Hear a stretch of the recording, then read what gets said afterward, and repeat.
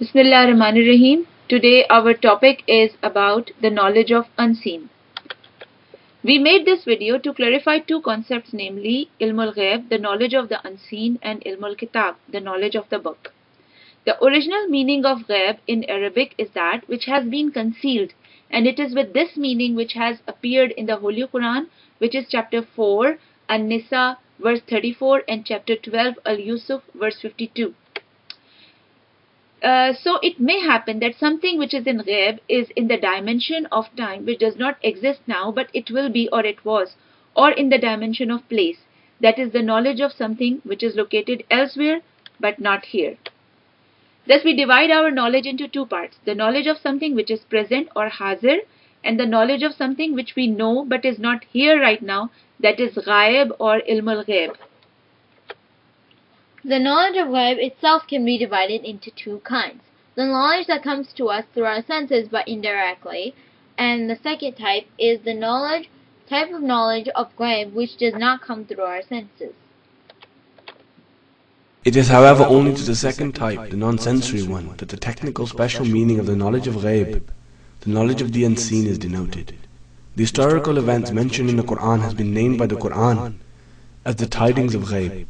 In chapter 11 verse 49, in chapter 12 verse 102, in chapter 25 verses 4 to 6, which are all the second kind, which did not come via senses. These are the Quranic references.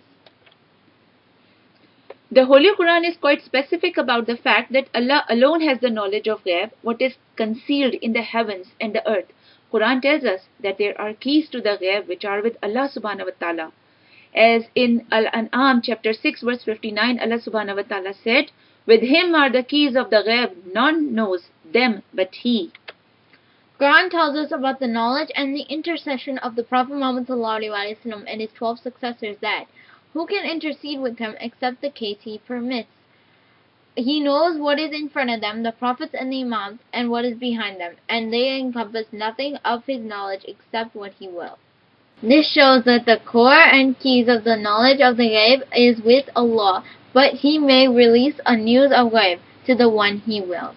According to the Quran, things that are special property of Allah, such as creation, giving life, curing without medicine, the knowledge of what has happened and what will happen, may either be momentarily given by Him at the moment they are required, or else the power and ability to do them may be given so that they can be used when necessary by the permission of Allah. An example of the latter comes in the story of Prophet Jesus alayhi salam, who according to the Quran said that I have come to you with a sign from your Lord. I will create for you out of clay a figure of a bird, then I will breathe into it, and it will be a bird by leave of Allah.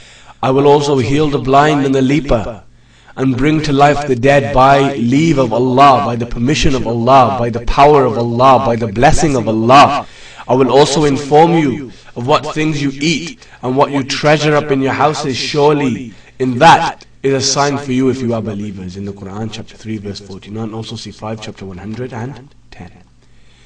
Allah let the prophets and imams know whatever they needed to know. However, they don't have the whole knowledge within themselves, but Allah would give them whatever they needed at any time. It is important to understand that what the prophets or imams wish to know is exactly what Allah wished to release to them. They do not wish to know anything that Allah do not want to release to them, among which is the keys to the knowledge of the unseen. Based on Quran and transmitted traditions by Ahlul Bayt alayhimus salam, Allah has two types of knowledge. Number one, knowledge that is withheld, i.e. Ghaib, unseen. As I mentioned, nobody has control over this type of knowledge except Allah. Allah may inform a news of Ghaib to some of His servants, but this is different than possessing Ghaib. In fact, there is a whole chapter in a book called Usul al-Kafi, which is an authentic narration book which discusses this type of knowledge, where it is clearly mentioned that neither the Imams nor the Prophets possess the knowledge of Ghaib. The will, the Mashiach of Allah operates on this knowledge. If He wishes, He decrees it, and if He wishes, He modifies it and does not carry it out. See Usul al-Kafi, Kitab al-Hujjah, tradition number 664. The second type of knowledge that Allah has is the knowledge that is granted. This is the knowledge that Allah foreordained qadr, taqdeer. He decrees it and carries it out with no modification, and this is the knowledge that has been passed down to the Prophet Muhammad, peace be upon him, and then to the Imam. See Usul al-Kafi, Kitab al-Hujjah, same tradition. Essence of the book is the withheld knowledge, ghaib, which is only possessed by Allah, and nobody possesses this database but Him. Also see the following verses. Chapter 20, ayah number 52, which says, He said, the knowledge of that is with my Lord in a record. My Lord neither errs nor forgets. He possesses the ghaib, and He does not disclose His ghaib to anyone except to such a messenger as He is well pleased with, which is chapter 72, ayah number 26 to 27. From the above verse, it is evident that although Allah alone possesses the withheld knowledge of ghaib, but He may disclose the news from it to Prophet Muhammad, peace be upon him, and his family. On the other hand, Prophet Muhammad, peace be upon him, transferred whatever he was reached from the news of ghaib to those who qualified, as the following verse testifies in the Quran in chapter 81, verse 24. And he, Muhammad, is not niggardly the knowledge of the unseen. Therefore, if the news of ghaib reached the Prophet Muhammad ﷺ, and consequently the Imams of the Ahlul Bayt ﷺ, it's only because it was given to him by Allah. It is for this reason that, according to the Quran, the messengers are all instructed to tell people that they do not possess the knowledge of ghaib of their own. It is reached to them by Allah only as He wishes. Ammar al-Sabati said that I asked Abu Abdullah, Imam Jafar Sadiq alayhi salam, concerning if Imam knows al-ghaib, the unseen. He replied, no. But when he wishes to know something, Allah causes him to know that. In Usul al-Kafi, Kitab al-Hujjah, tradition number 666.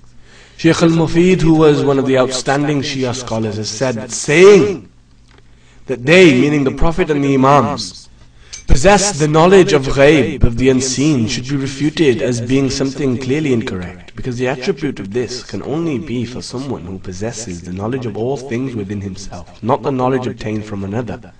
And this can only be for Allah, to whom belong might and majesty. All Imams agree on this except those who deviated from them, who are called the Muwaffidah and the extremists, Al-Ghulat. And this is narrated in the following book, page number 38. In fact, neither the Prophets nor Imams ever claimed that they have all the knowledge within themselves.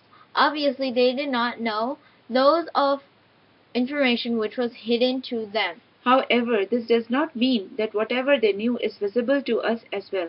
The information which is considered to be hidden to us may be visible to them. Thus, the visibility of knowledge is relative to the person.